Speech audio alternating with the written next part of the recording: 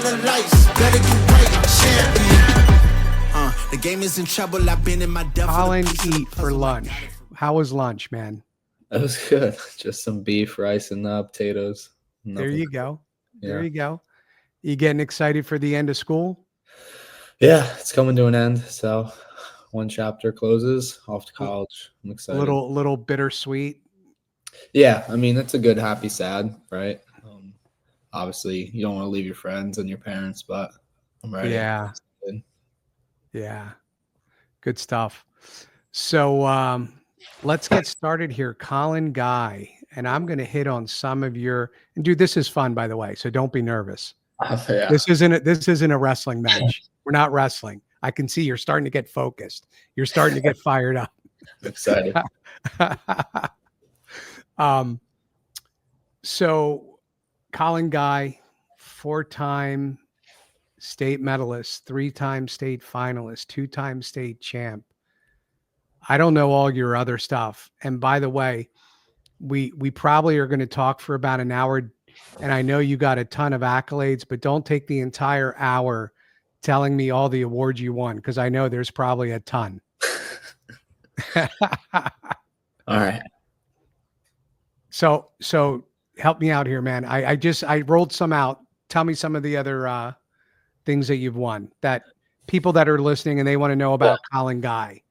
So for high school, like during the season, I won Escape the Rock twice. I was 4-time district champ, 4-time regional champ. I think I won a W at regionals once or twice, and same with districts. And then outside of season, when it's like off season, placed at Super 32, 2-time Fargo All-American, only went twice. Yeah, I mean, I'm sure I'm forgetting some stuff, but that's how it sticks out. Freaking incredible career, man. Incredible. Take me back to your earliest memories of how did it all start? Yeah, I mean, I remember it. My dad tells me a story. It kind of gets brought up a lot now that I'm at the end of my high school career, but I don't know exactly who told him, but he's like, bring your kid into the QYC. That's our youth club. So we gave it a try. I showed up first practice, jean pants and sneakers, and I went out on the mat. That's all I had all the time. So we just rolled with it. And pretty sure I got my butt kicked by, one of my best friends. He lives right up the street, Christian Daughtery at the time. But yeah, I don't know. I just loved it. You thought it was cool. Just kept coming back, even though I lost the first one. And eventually I started winning more and more as it went on. But more practices, right? Yeah. You did more than wrestle, though. You played football, right? Oh yeah, I did all of them. I think I played just about every sport you could growing up. A little football, a little bit of soccer, baseball. Soccer, huh? Yeah, my brother's a big soccer player, so I played 6 years, man. Yeah. Yeah. Not my favorite one, but it was fun at times. Tried to follow my brother's footsteps, but wasn't for me, so I stuck to wrestling. So where did we turn? You played football. You said baseball too? Yeah. Like baseball or not really? Or yeah, baseball was fun. A little boring for me. I was typically in the outfield. I wasn't the best, so that kind of picking grass. Yeah. How it is. I think I played soccer and baseball, all 4 of them, until like 5th grade, and I think I dropped baseball and soccer and it was just football and wrestling for middle school. And then about 8th grade, I just decided no more football. Broke my dad's heart, I think, a little bit, but just wrestling. Yeah. What position were you in football?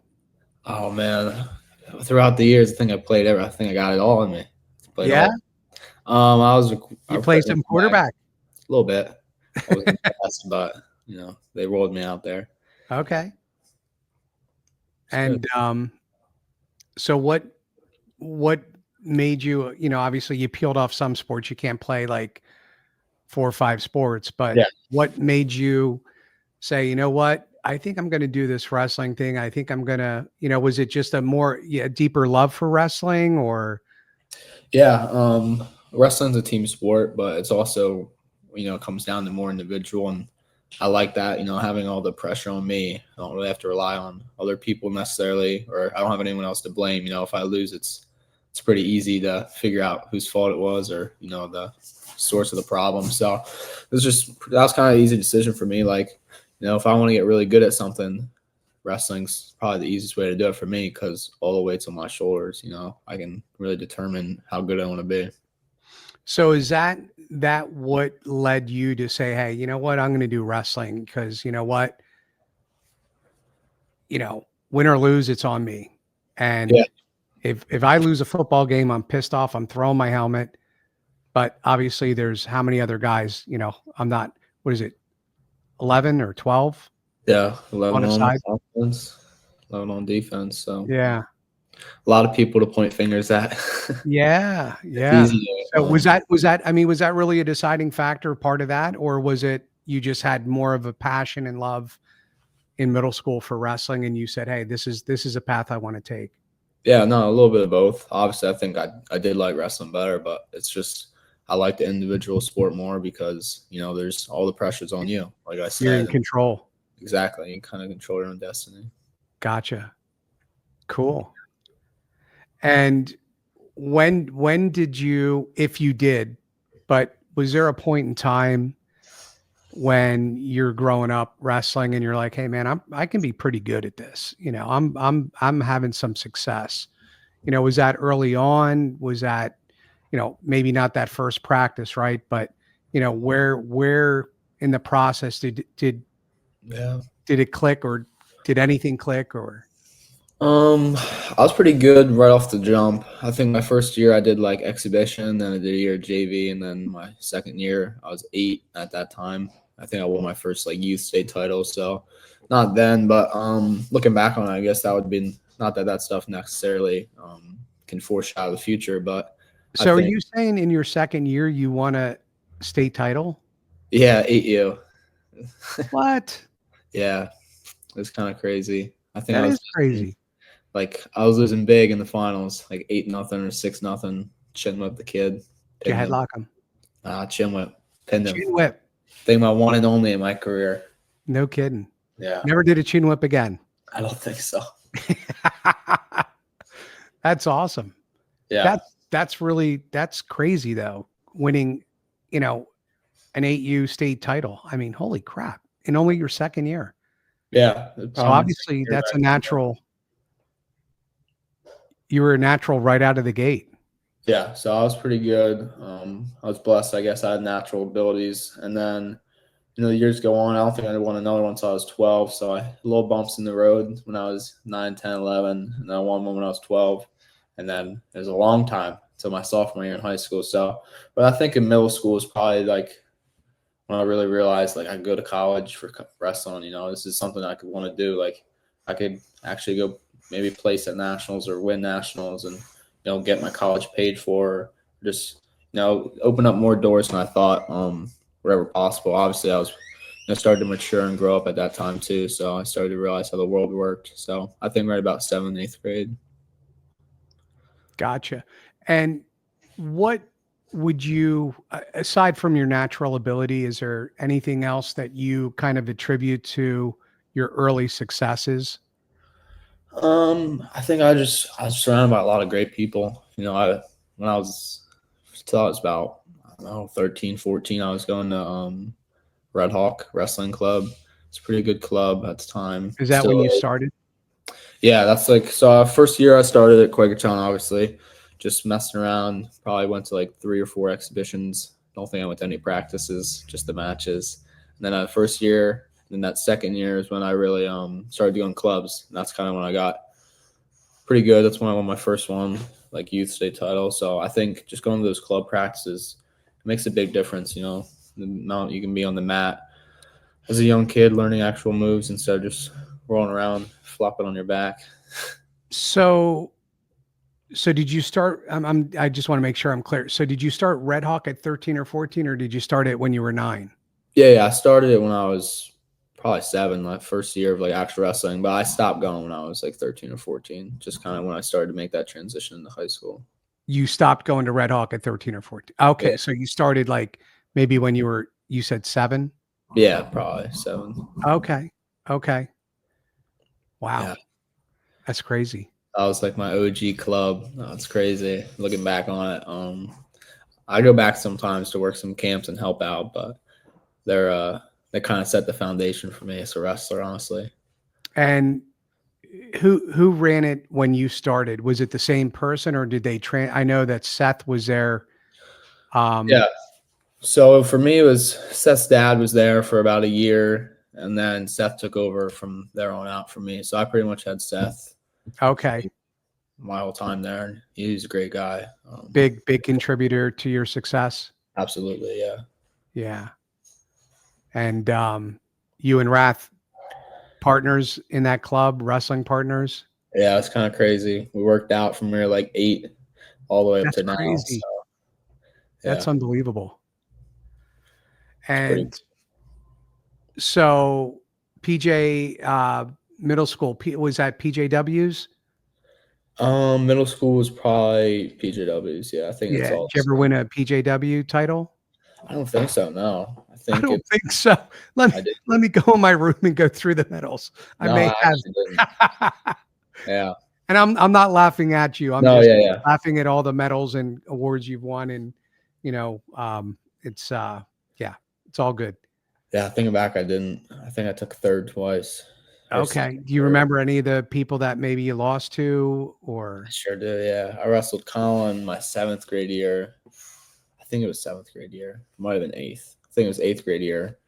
We wrestled in like the quarters. It's kind of crazy. And I think he teched the rest of his kids throughout the bracket. Yeah. okay. So, and then the year before that, I think I wrestled Nick Kunstack. Yeah, he's pretty good. He's at Lock Haven now. So, Gotcha. never got those 2 back. Yeah. Only on And Collin. then you wrestled Colin. You wrestled him a lot, right? Yeah. Like freestyle and folk style or Yeah. We wrestled pretty much every tournament you could think of. Every big tournament, big match, unfortunately. and what was how many times do you think you wrestled him? In total, probably like 6 or 7 now, like actual Okay. matches. He's got the winning record. I think I only got 2 on him. Okay. He's Well, beating my I guy mean, right you're now. two amazing freaking wrestlers, and that's what Yeah. happens. You know what I mean? Um, and I always tell people, whether I'm right or wrong, I'm like, if Colin would have went another weight class his junior year, he would have been a 3-time state champ. And did that ever cross your mind, or were you like, this is where I'm going and this is what I'm doing? Yeah, I mean, listen, we're pretty good friends. Like we talk a lot. Obviously, we train together like 2 or 3 times a week at the time. And I mean, we were both the same weight at the time, walking around like I think we wrestled 52 that year. So we were walking around like 160, if that, just under 160. And it was like, well, I think I'm going 152. He said, I'm going 152. I was like, all right, I'm not, that's it. I'm not moving anywhere else. So, yeah, I mean, it was kind of just a mutual thing. Like we both knew beforehand, like neither of us were going to move. So we were going to wrestle and we were all right with that. I think that's the great thing about wrestling. You get 2 of the best guys, not in the state, but in the country too. And they're willing Yeah. to stay at the same weight and not avoid each other. For what reason? Well, just to compete, just to compete. It would have Yeah. been really easy to go a different weight and, win a state title there, but that's not what I wanted to do. I don't really care about the state titles. Obviously, they're cool, but I just want to go out there and wrestle the best guys. If you're going to win a state title, you want to beat the best guy you can. So, Yeah. Yeah. And that to me was price. It was worth the price of admission at the state tournament. I mean, that was just 2 cats fighting and just you guys are 2 elite wrestlers, and it was, that's what people want to see. You know yeah, what I exactly. mean? And you certainly gave them a show. Fast forwarding to, you know, you win your second state title, and you're looking at schools. What schools fell in the Collin guy, box? Like how many schools did you look at? What was your process of determining where you were going to end up? Yeah. So, recruiting process is, people prepared me. They're like, oh, it's pretty crazy. Your phone's been blown up. I was like, yeah, all right, whatever. Like this and that. I wasn't ready for it. It really did catch me by surprise, the amount of people that reached out and just how busy I was that first day. June 15th, I think, is the first day. And at midnight, it was like you're getting phone calls and text messages. I woke up to like 3 phone calls. I was like At just midnight.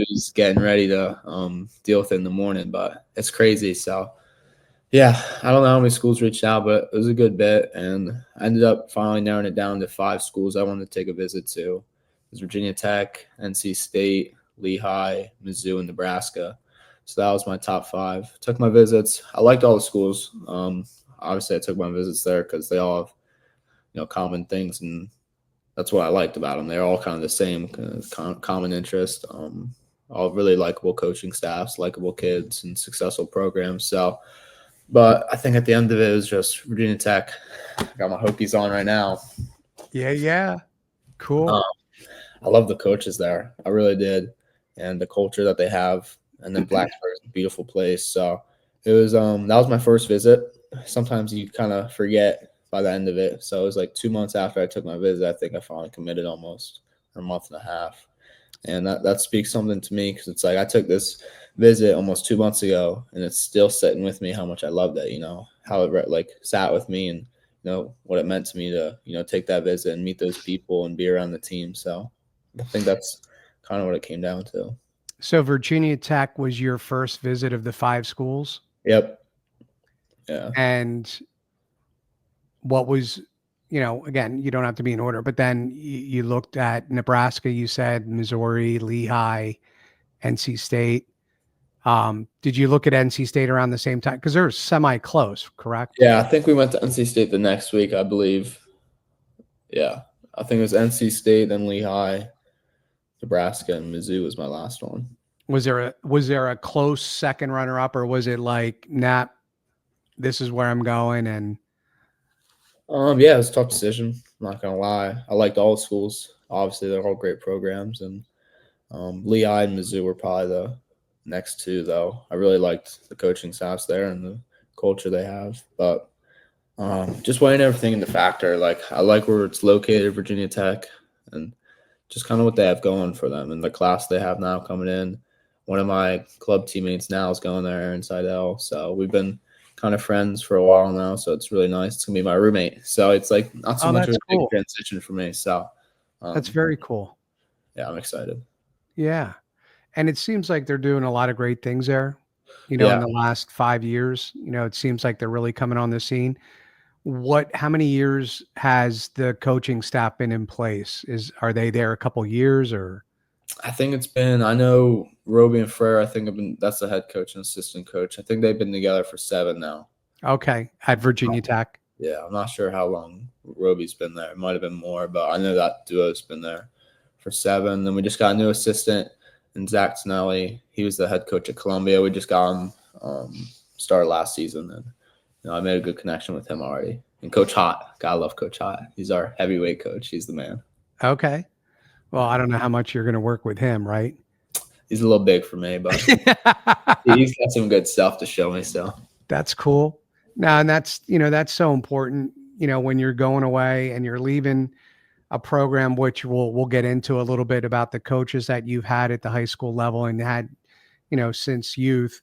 But that's so important. That next step for you is that coaching staff, you gelling with those guys, so that's awesome to hear.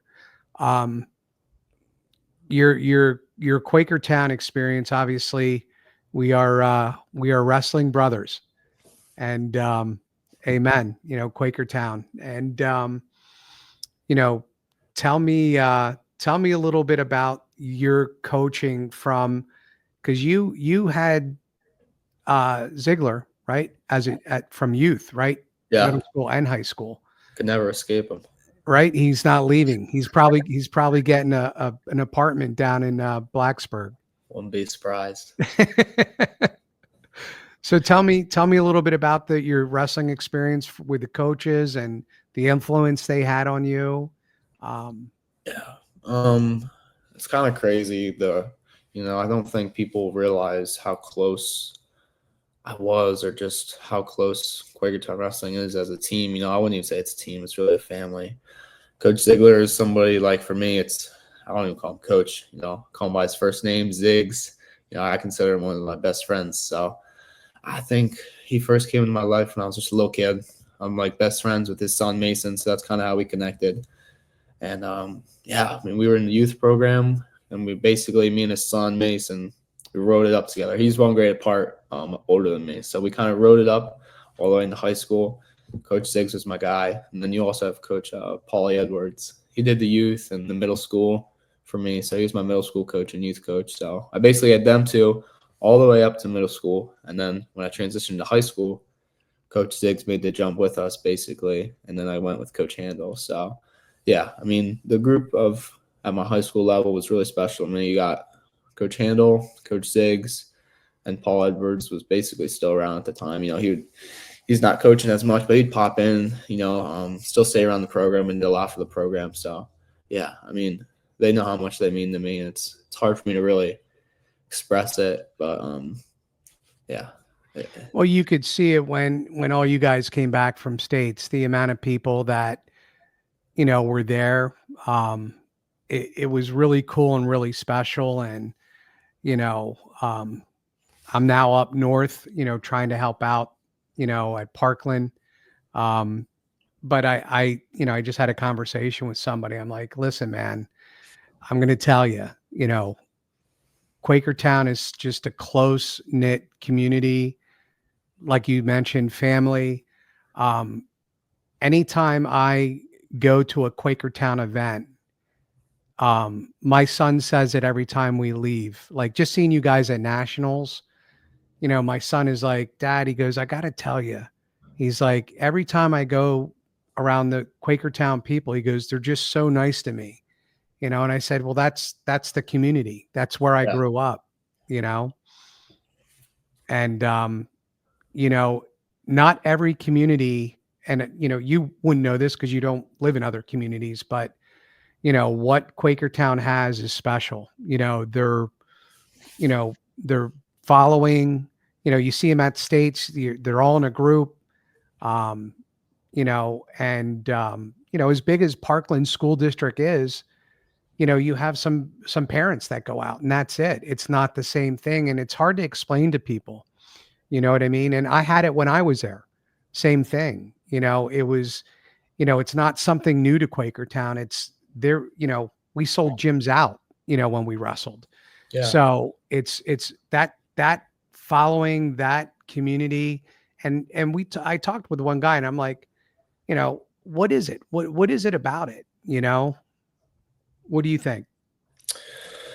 For me, I grew up with these people, since I was 5, 6 years old when I first put the shoes on. It's the same group that's been by my side. So, and it's not what we do on the mat too. These guys, the guys on the team come over weekends almost daily. I see these guys. We hang out every time we get the chance. So, and it's not just like you said, the guys on the team. It's their families. Our families hang out. We go on vacation together. So everything we do outside of sports, it all ties back into it. It does. We all met through sports, but it goes way deeper. It's way deeper than that. Yeah. So Yeah. I can't really tell you exactly what it is, but it's just a culture that's been there forever, and you kind of just embrace it, right, at this point. Yeah. And I'm glad I'm a part of it. Yeah. And no, it is. It's a special community, a special program, and you know, um, and I think it just helps guys like you, guys like Mason, as you're going out and you have that support behind you, and you're not just wrestling for them or for you, you're wrestling for them and the community and your families, and it's just really really cool. But talking about anything you do, and if you don't want to disclose or anything like that, that's cool too. But any training, eating, sleeping, mental training, um, outside of just the typical going to the weight room, going to the wrestling room, is there special diet in season that you follow? Is there special training, mental training? I know a lot of athletes do mental training. I did a little bit of it back in the day, and actually getting certified in that area of my life to help young athletes. Yeah, I mean, wrestling's a complex sport. It's more than just go out there and hit each other in the head and try to beat each other up. I think people don't realize that. There's so much that goes into it: the physical part, the mental part, and obviously the nutrition. That's huge. For me, it was never really too big of a deal. I never cut too much weight. I just like to show up and wrestle, but obviously I wasn't eating bad. Obviously, all my meals were pretty clean, especially during season. You know, Nothing crazy. I mean, it's not. There's really no secret to it. It's just, you know what's bad. You know what's good. Obviously, Yeah. don't eat processed foods. No fried foods. Keep it very clean. Chicken, steak, all types of meat, some vegetables, some low carbs like rice. Yeah, I mean that's kind of it for the diet. Just staying hydrated as much as you can until it's time to flush it out and make weight. And then for training, it's like I was never too big on lifting weights. I tried to stay away from it as much as I could. Obviously, until I got to high school when I realized, Not a fan of the weight room? no, I don't love the weight room. I just love to wrestle. That's what I do. Just love to wrestle. But high school was kind of a waking up for me. I think one of my You first look days. kind of jacked though, I got to tell you. You look strong. Is that just a facade? Yeah, it's You're not fake. that strong? It's all an illusion. Um, I started lifting pretty seriously probably once I got into high school. I realized it's just a little boy out there against some grown men. So yeah, lifting's important. I think for me during season, try to maintain it. Still try to go 2-3 times a week. It doesn't have to be like, get on the um, squat rack and throw 315 on your back and try to blow yourself Blow out. your But back out. yeah, just staying fit, staying strong. More high reps in the weight room. Try to build that those muscles up instead of try to get them real strong. Try to get that what am I looking for here? Endurance in the Yep. muscles. You need more endurance in the muscles for wrestling. Yeah. So yeah, and then for wrestling, it's a lot. Wrestle. I'm on the mat probably over in season 10 times a week. Monday, Wednesday, Friday, it's lift and then practice, and then Tuesday, Thursday, Saturday, it's typically 2 days for wrestling in the preseason, and then once competition comes around, you cut it back a little bit. But yeah, that's it. There's really no secret to it. It's just hard work, really. Just put your head down and A lot of wrestling, a lot of yeah, hard work. Yeah, it's a grind, yeah, but it's a you long got to love season. the grind. Yeah, Cool. yeah. And then for mental, I guess I've never gone to a guy for mental. My mental coach has always been Coach Ziggs. Yeah, so he's got some pretty crazy things to get you fired up before a match. I've learned a lot from him. He's taught me more than I could ever, thank him for or give back to anybody else, I think. But for him, like the biggest takeaway from him was, I think I remember him saying to me, like, what are you nervous for? Like, what's there to be nervous for? Like, even if you lose, you're going to wake up tomorrow. Your parents are going to love you. I'm still going to love you. There's nothing to be nervous for. You're so good at this thing. You've been doing this your whole life. You train so hard. Why would you go out there and wrestle nervous and not go to your full capability? You deserve to go out there and perform at your best because you compete that or you train that hard, and that's how you should compete. So that's probably the biggest thing that I try to take with me now. And it's still hard. You get in those big matches, you get nervous. It's part of it. But, just trying to wrestle as calm as possible and, like you've been doing your whole life.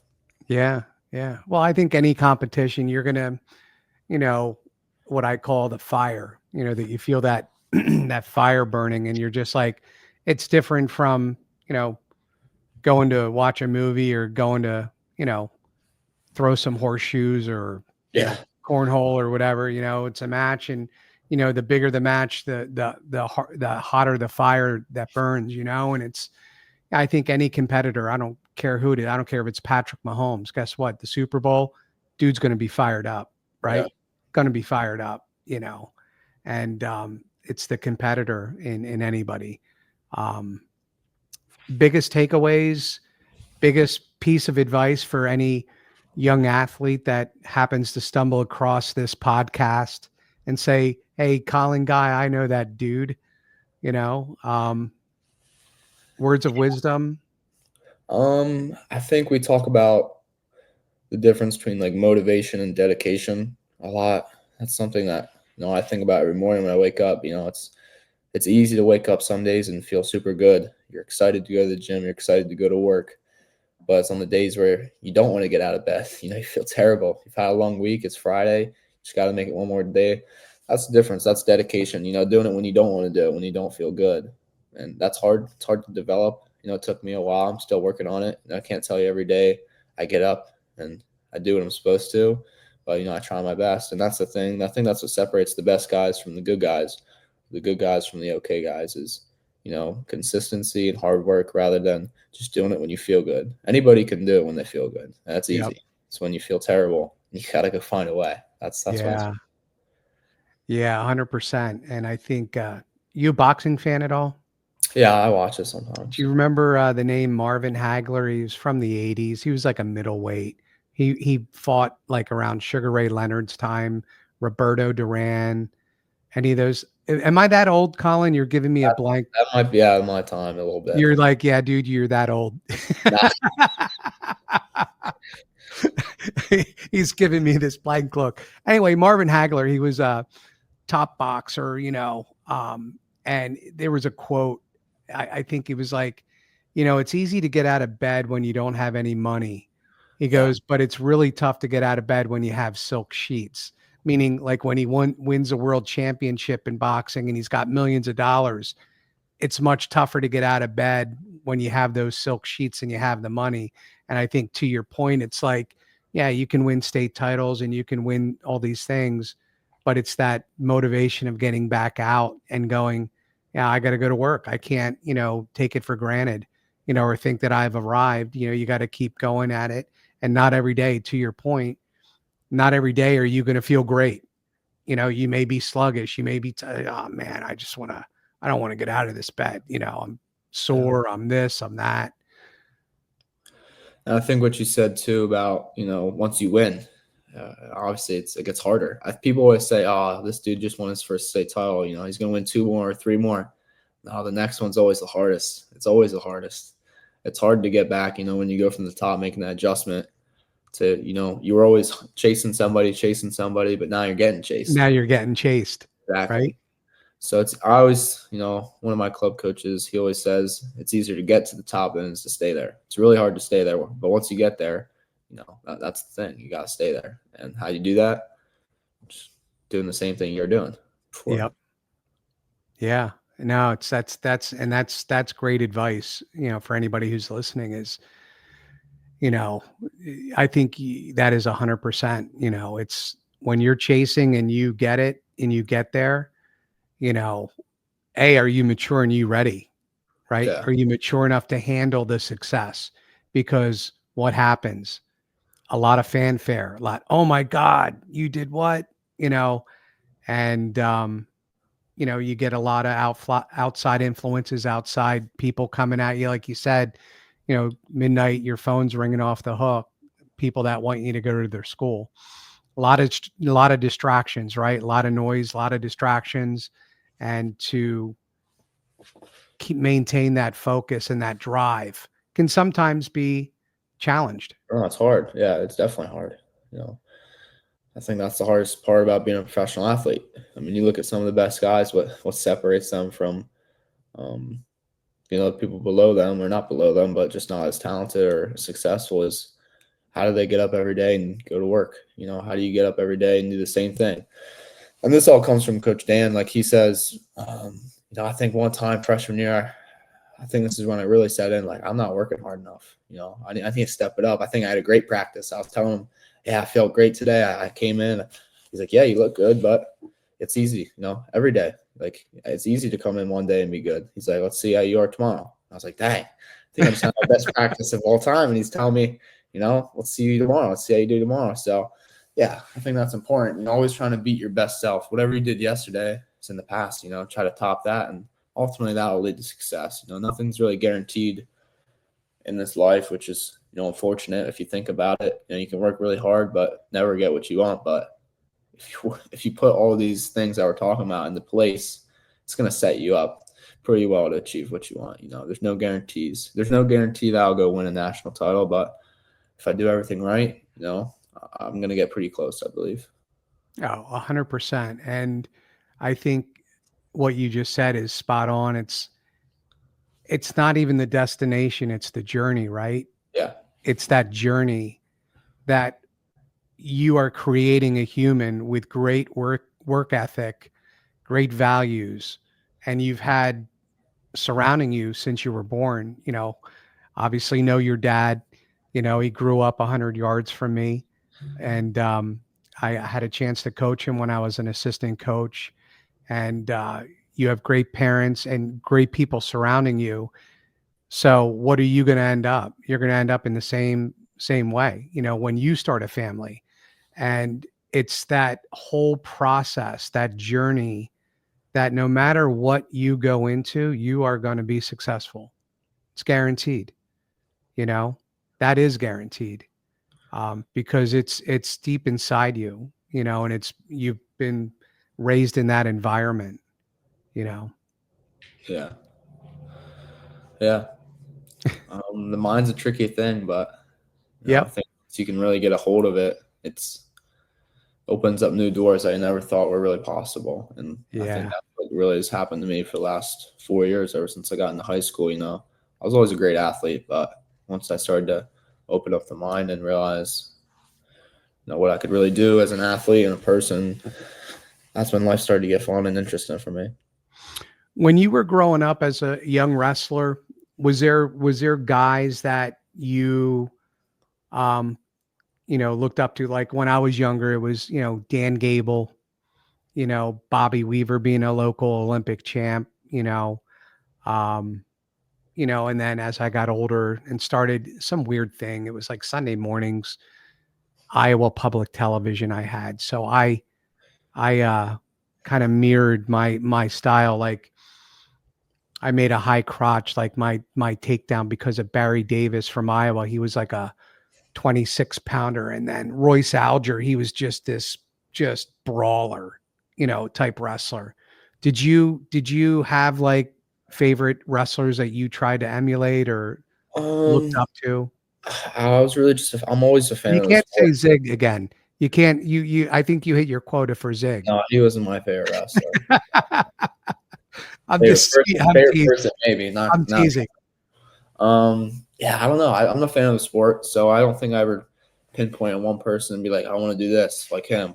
I think I take things from everybody, but I think as a kid, I remember watching Spencer Lee's fourth state title on the TV when they used to like broadcast it. Me and my dad are sitting in the living room. We watch him get taken down. Pretty sure I started crying. I was like, "No way, Spencer lost!" I was like, "No." So DeSanto. yeah, he lost it to Santo. So I think at that time, I guess Spencer was somebody to look up to. He's like the PA, one of the best ever. So 100%. for me, I was somebody in high school and I was just a little kid. So yeah, Spencer, and obviously it changes throughout the years. Now I look up to different people. Obviously my club coach, Chance Morsteller, what he's done with his life. He's made a world team. Hopefully he's gonna get back in Final X this weekend and make another one in a few months. So yeah, I think it's always changing for me though. I'm just a fan of the sport. So whoever's doing really well at the time, I like to see, well, why are they having success? What are they doing that I can take from them? So yeah. Yeah. Very cool. Do you have any competitions coming up or? I think I'm done. I think I'm done for a little bit. I'm about competitioned out. I've had a long 8-7 months here of competing nonstop training. grabbing So grabbing neutral as much as you can grab neutral? You're just going to train and get ready. yep, get Are ready for you the college season. are you possibly going to redshirt your first year, or is that Yeah, in I mean, play? I think that's the plan, the red shirt, as of right now, but things will change. My goal is to be ready to win a national title in March, whether they need me or not. So that's the goal. I can't really tell you what's going to happen. Yep. Can only be ready. So Yep. Awesome. Um, Looking back, do you have a guy where you were like, that was the toughest dude I ever wrestled? Do you have anybody um, in your career that you look back and, I mean, obviously you had a ton of success and yeah. you butted heads with Wrath, which we already discussed. But was there someone that really stood out and went like that's one tough SOB? Yeah, there was a kid, Sam Cartella. I wrestled him after my sophomore year, going into my sophomore year at Super 32. I lost him in the blood round. one of the best top wrestlers I've ever wrestled. I couldn't get out on the kid, and not to be like brag, but like I usually never get held down. You know, not to be cocky, but that's like bottom. No one holds me down. I always get out. This kid rode me out for 2 minutes in the second period, and then picked top in the third period and rode me out again. So I was like, dang, you know, I just lost. I'm pretty heartbroken. And what year was this? That was sophomore, going into my sophomore year. So like Super 32 going into my sophomore year would be, dang, when would that be? Like September? No, it doesn't matter. It was sophomore year. That's all. Yeah, That's September. And then Escape the Rock comes during the season that year. I got him in the quarterfinals. I'm like, oh boy. I ended up beating him though that time. 2-0. Did he hold you down? He did, yeah. I took him down. He rode me out, and then I forget what happened, but I just know he did ride me out again. So 3 periods. yeah, I think he'd like, if it was a college match, he would have like 10 minutes riding time in 2 matches. Crazy. He was a tough kid though. He's very good, super strong. I just remember he'd grab my wrist, and that's it. That's his wrist now. I never got it back. No, he's really just good. monster grip. Yeah, like insane. I think he's wrestling at Northwestern now. I think he made the NCAA tournament. He did pretty good. Maybe won a match or two. So, yeah, he's doing good. So that was your guy. That was your toughest opponent. Yeah, just because of the challenge he presented. You know, I think for me, obviously, I'm really good on my feet, and you know, that's something you probably train the most. But I've always been super good on the mat, and for me to like get ridden out like that, and someone to kind of big brother me, I felt like I got big brother. Like I just couldn't get out on the guy. So different challenge, unique challenge. Were you like during the match, like going, you know, like going with your attitude, like, hey, I can't be held down, and then you go down and you're like, hey, what the heck just happened there? Like after the 1 period? It was a crazy match, especially at Escape the Rock. I think he picked top in the 30s, down 2-0. I think he picked top, or maybe I went down. I'm not sure. He might have picked top. I think he picked top. He definitely picked top. He picked top, and I just look over at Handle and Ziggs. I'm like, oh boy. I'm like, I got to get out. Yeah. So for 2 minutes, I was basically just like crawling around the mat, standing up. I think there was like 10 restarts. I would just get up. Did he keep pushing you out? Like as you stood up? I get up to my feet, and then we'd go out of bounds, and it just kept happening again. And eventually, you know, 2 minutes ran up, and I won. But you know, I've never been so like cautious or ready to get out and bottom before. It was crazy. Yeah. Wow. That is crazy. Anything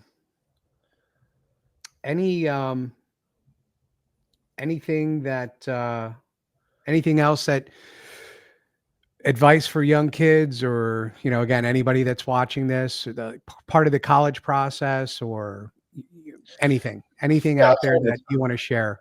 The college process is unique for me. I think take your time with it. Not that I rushed it. I took my time and I enjoyed it.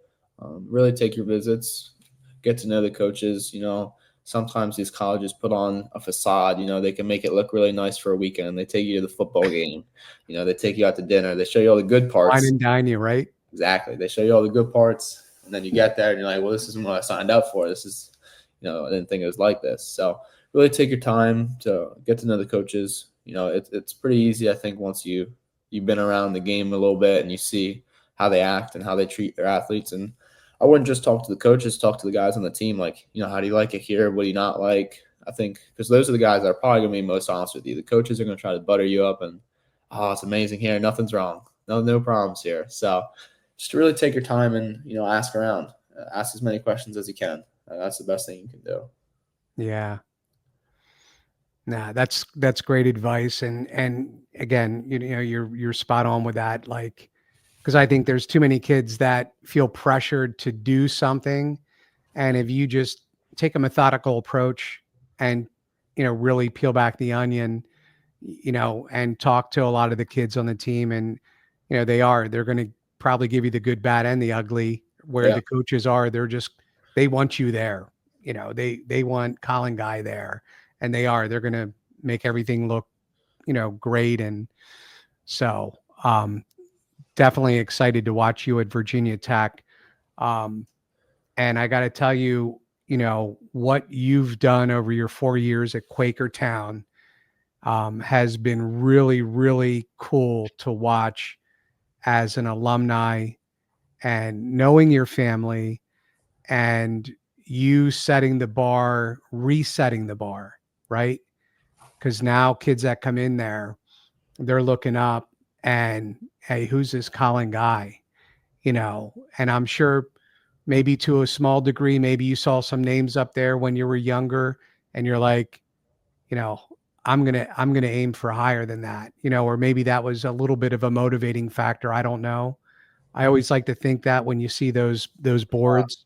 Absolutely. Yeah, we just got them redone too, so they're nice and shiny. You can't miss them now. So yeah, we got the posters up there too. So I think that's a great point you made, like resetting the bar. Because for me, it was like obviously you, Flynn, and Hangy, three before me, and it was like, how do I join these guys? And then once I did it, I accomplished the goal. I was like, all right, well, now I gotta keep going. I gotta do one more.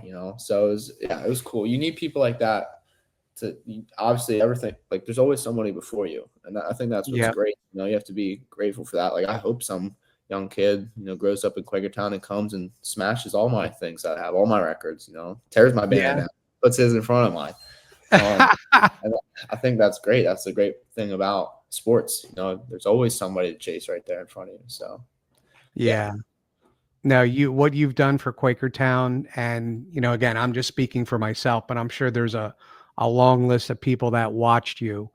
Um, so fun to watch, so quick on your feet. I look at your I call it the Dapper Dan, the Pittsburgh match, yeah, and I was just watching with my son, and I'm like, holy crap, is he just freaking dirty with his defense on his feet? You were like, he got in on you so many times, and I'm sure you weren't happy about it, right? no, Being a competitor, you're not happy that he got in, but I'm just telling you from another perspective. He got in, right? But what you did defensively, like, man, dude, like that stuff wasn't around when I wrestled, by the way. If I would have wrestled you, like, you take someone like you and you transplant them back into 1987, it's like, I don't know what the hell that kid just did. you yeah, know? wrestling, it's evolving and it's really cool to watch. Still you see new moves now. I'm like, wow, what just happened? You see a lot of the overseas guys, um, go compete at Worlds, and it's like, wow, he just did that to this guy. Like that's one of the best Americans ever. How do you do that? And I think that's the cool thing about wrestling. It's constantly evolving. And the same thing with all the sports. But yeah, after that match, I remember first thing I said was like, I need to learn how to sprawl. And coach is like, well, you're pretty good at scrambling, so let's not go that far. But yeah, maybe a sprawl or two wouldn't hurt. But yeah, Yeah, no, crazy. your defense there, man, I was just shaking my head. I was just like, how do you take that freaking kid down? Like, Yeah, just so, just I was, and I'm not easy to amaze, by the way. It's not like I look at and and there's a lot of times watching you wrestle, I was just like, shake my head, just like, holy crap, just fun to watch, dude. Just really, really fun to watch. And maybe a piece of it is that I knew your dad, so maybe that was a little bit of it. But man, the way you wrestled, the person you are, you've always been respectful when I've seen you, and it was really cool seeing you as many times as I did this year. And being able to even just talk for a couple minutes. I know this is our most in-depth conversation. And coming from the program and just seeing what you did, it's just meant the world to the program, to people like me watching and seeing that bar reset, hoping somewhere down the road, a kid's looking up going, Collin Guy, man, I want to be a 3-timer. I want to be a 4-timer. And maybe in my lifetime, I don't know, I'm getting up there, bro, but maybe in my lifetime, certainly maybe in your lifetime, maybe there will be a 3 or a 4-timer. And a lot of that credit goes to you and everything you've done over the last 4 years. So you have a lot to be proud of. You've done your family, your community, your school, the program, guys like me. Um, you've made us incredibly proud for everything that you've done. And Thank you. I thank you for that. No, thank you. I really appreciate that. It's hard, looking back on it. I don't think as a little kid I would ever imagined it. Obviously, your goals are always to. I think my goals growing up were 4-time state champ, never lose a match, right? Yeah. Yeah. Obviously, but looking back on it as a kid, I don't think I could imagine, what I accomplished here and the amount of friends and family I made. I'm really glad I stayed in Quakertown. I say that a lot. I had the opportunity to leave and go to a private school or, do online school, not go to high school, do whatever, anything but stay at the public school and wrestle for the tiny public school that, maybe not. Were you approached by any private schools to? I wouldn't say I was really approached, but it was kind of during the your dad COVID. approached? It was talks about it for sure. Me and my dad talked about it, and people brought up, oh, why not come here or go there? I really just trusted in the coaches at Quakertown. That's all it came down to, and I didn't want to leave my friends. I grew up with these guys since I was in first, second grade at the time. So it's like, how do I just tell them I'm going to leave and go make new friends? I didn't want to do that. I wanted to. Not only did I want to stay with them, I wanted to win here. I wanted to do something great here, and I think we did as a team. My class was able to get. I think we got 2 regional titles my freshman and sophomore year, back to back, and then I don't know if we ever won districts, which is crazy. We might have won 1 district title, and then 4 league titles, and we won our first match ever at Team States my freshman year. So, yeah, it's pretty crazy to think about. More for the team. Like, obviously, we're talking about me, but my class was so successful. You have me, Gavin, Max Hibsman. I'm sure I'm forgetting some other guys too, but yeah, it's really cool to look back on it and see what we're able to do with such a small program. Well, I think you and your family made the right choice. You could have went anywhere and started. Let's face it, you're that good. But the impact and the experience of doing it in your hometown. And like I said, you've done the community proud. You're a great young man, and you have great things ahead of you. And I'm excited to watch, and I will be watching, and a lot of people will be watching. And, I wish you all the best, and I really appreciate you taking the time and coming on today. I know this is a busy time for you. You got graduation coming up, and you're down at VTech and stuff like that. And I really appreciate you setting aside some time for me. And I'd love to have you on again, and somewhere down the road. But I really appreciate you, and I wish you all the best. Yeah, no, thank you for having me on. It's great to reconnect, Quakertown brothers. So absolutely, we are fraternity brothers, man, and proud to be your fraternity brother. Absolutely. So all right. Well, listen, I wish you the best. Good luck, and hopefully we'll see you sometime soon. Yeah, thank you. Either on the golf course or on a poker table. Oh, you might have a better chance on the poker table. My golf game's been heating up recently, so.